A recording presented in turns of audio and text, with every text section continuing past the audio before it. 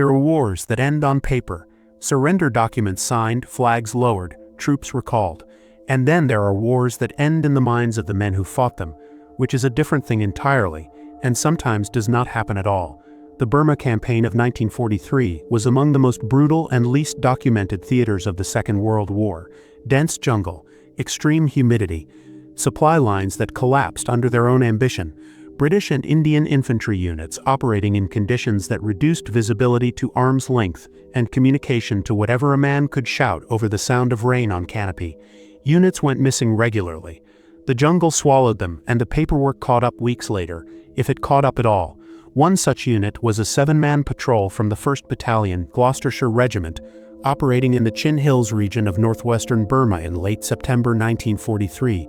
Their mission was straightforward: route reconnaissance along a suspected Japanese supply corridor, running parallel to the Manipur River. They were due to report back to their forward operating base within 72 hours. They did not report back. Search patrols were dispatched on the 4th day.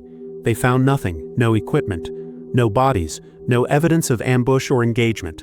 The jungle had simply closed around them and offered no explanation. 7 men, Sergeant William Farrow, Corporal David Oakes, and 5 privates whose names appear in the regimental record only by surname, were listed as missing in action on October 3, 1943. The file was closed at war's end and remained closed for 30 years. What happened next exists in the testimony of a single witness. His name was Yu Kya Zin, a rice farmer from a small village in the Chin Hills, approximately 40 kilometers from the last known position of Farrow's patrol. In 1974, a British journalist named Colin Marsh was traveling through the region documenting post-independence village life for a London geographical magazine.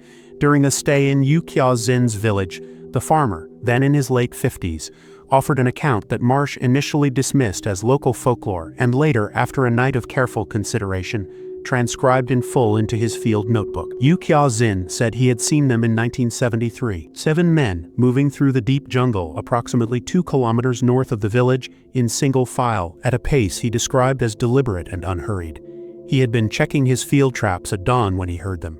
Not their voices, but the sound of their movement, disciplined, rhythmic, the particular cadence of men who had been walking the same route for a very long time and had stopped thinking about it. He watched them from a distance of perhaps 30 meters, concealed in undergrowth. Their uniforms were deteriorated beyond easy identification, faded, patched with what appeared to be vegetation fiber, the original khaki barely distinguishable from the jungle around them. But the cut was recognizable: British colonial infantry. And their equipment, the shape of the rifles, the style of the webbing, was consistent, he said, with what he remembered seeing on British soldiers as a child during the war. 30 years earlier, he did not approach them. He said the thought did not occur to him. And when Marsh pressed him on why, Yu Kya Zin was quiet for a long moment before answering. They were not looking for the village, he said. They were looking for something else, something they had not found yet. He watched them until the jungle closed behind the last man in the file. He did not see their faces. Colin Marsh filed the account in his field notebook and did nothing with it for 4 years. He was a practical man. He had covered conflicts, famines, and political transitions across 3 continents. He did not have a professional framework for a story about 7 British soldiers walking through a Burmese jungle in 1973, wearing uniforms from 1943. He filed the notebook with his other field materials and returned to London. In 1977, a colleague forwarded him a wire report about the repatriation of remains from several World War II-era unmarked graves in the Chin Hills region. The report mentioned the 1st Battalion Gloucestershire Regiment by name, specifically the unresolved disappearance of Farrow's patrol. Marsh pulled the notebook. He contacted the Imperial War Museum, then the Regimental Archive. Then, through a chain of referrals he later described as feeling increasingly reluctant on the part of everyone involved, a retired military historian named Gerald Ashworth, who had spent 15 years attempting to account for unresolved missing-in-action cases from the Burma campaign. Ashworth's response to Marsh's transcribed account was not dismissal. It was something more unsettling than dismissal. He told Marsh that Yu Kya Zin's village was not the only source of such reports from that region, that between 1965 and 1974, 3 separate accounts had reached him through different channels: a missionary, a Burmese forestry official, and a hill tribe elder, each describing encounters with small groups of men in deteriorated British military uniforms moving through the deep jungle of the Chin Hills in disciplined formation.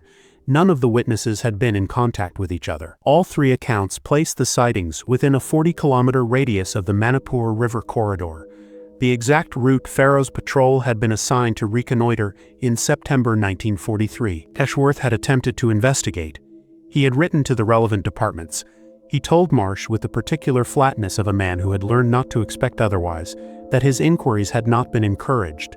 The jungle terrain of the Chin Hills was comprehensively surveyed between 1978 and 1981 as part of a Burmese government infrastructure project.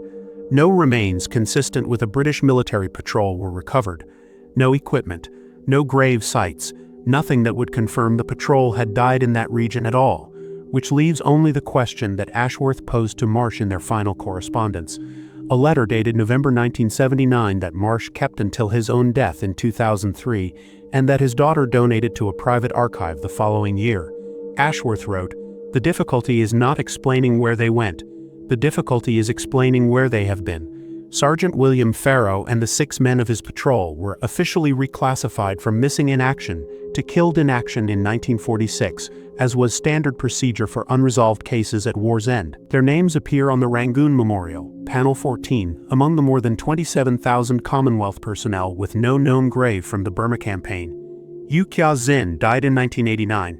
His account exists only in Marsh's field notebook in Ashworth's correspondence, and in the memory of his eldest son, who told a researcher in 2019 that his father never returned to that section of jungle after the morning he watched 7 men walk through it. Not because he was afraid of what he had seen, because he did not want to see them still there, still walking, still searching, still moving through a jungle that the war had long since abandoned on a route that led nowhere the maps could show, looking for something that 30 years of walking had not brought them any closer to finding. Some patrols end when the mission is complete. Some patrols end when the men are brought home. And some patrols, the ones that walked into something the paperwork could not account for, in jungles that do not observe the same agreements about time that the rest of the world considers binding, some patrols do not end at all.